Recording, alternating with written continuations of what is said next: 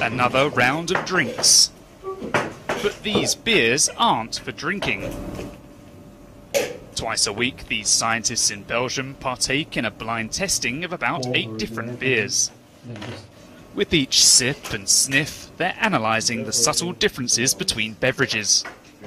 It's a pretty technical tasting. The idea is not to get drunk, to really figure out which chemicals are in there, how the taste is, and really compare it. And it's actually quite difficult to do a scientific, almost mathematical tasting.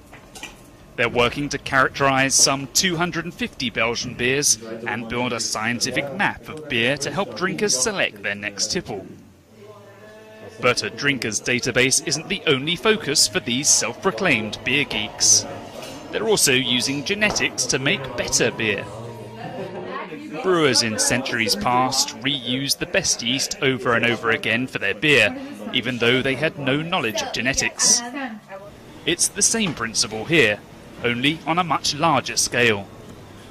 Using some of the latest technology to make even better yeast. We're, for example, using robots to cross different yeasts, making millions of new strains or variants of yeast and testing which ones are the better ones.